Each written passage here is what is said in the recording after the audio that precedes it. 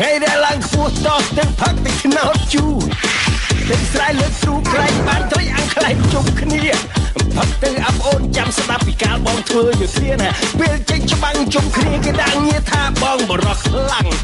ផឹកទៅលោកបងអារឿងកូនឡងខ្ញុំក៏មិនអន់ដែរបងចឹងដែរខ្ញុំមានមុនស្នេហ៍ពូកែគ្រប់យ៉ាងដែលស្គាល់ទេចាញ់ស្អីក្នុងភូមិគាត់តែឃើញខ្ញុំភ្លាមអ្នកតាមសុំស្រឡាញ់និយាយពីប្រពន្ធវិញគាត់ខ្ញុំខកភ្លាមញ័រដៃញ័រជើងឲ្យឆ្វេងទៅឆ្វេងឲ្យស្ដាំទៅស្ដាំឲ្យដេកគឺដេកឲ្យងើបគឺងើបឲ្យអង្គុយគឺអង្គុយឲ្យឈរគឺឈរខ្ញុំចង់មិនលោបានប្រពន្ធល្អផឹកស៊ីតាមចិត្តប្រពន្ធទួយមកដល់ណាអញ៉ៃម៉ែវ៉ានេះវយតបែមើវ៉ាអូនមកពីណាណាអត់មកយូរអូនទៅលើហើយតែផ្ទះមែនអូនទៅលើហើយណាអោបរោះខ្លាំងពេលមានប្រពន្ធមិនដូចពីមុនទេបំរើមានមេប្រពន្ធគេត្រូវគោរពទុកដាក់លើហឹងណានៅរែកទឹកពូអូបោកកៅដាំស្លោជូនព្រលឹង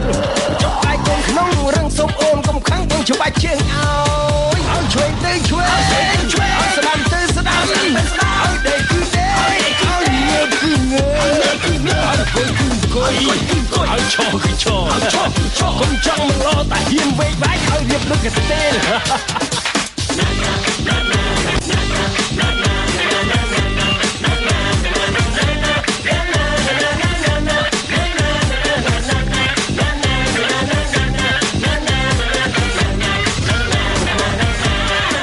ថ្ងៃដែលឡើងខ្ពស់តោះទាំងផឹកទាំងខ្នោតជូរ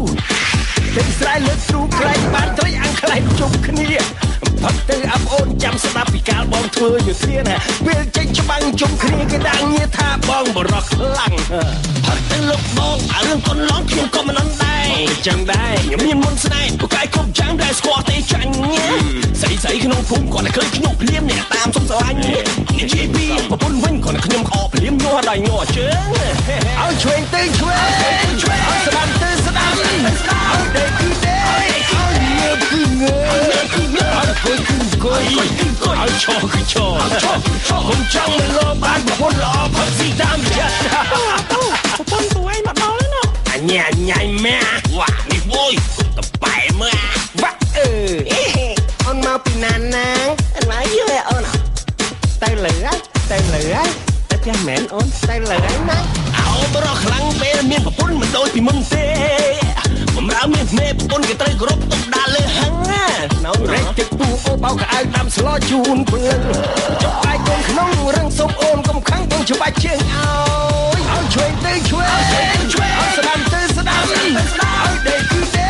កឲ្យងើបគឺងើបឲ្យអង្គុយគឺអង្គុយឲ្យឈរគឺឈរកុំចង់មិនលោតែហ៊ានវេកបែកឲ្យរៀបលឹកកទេ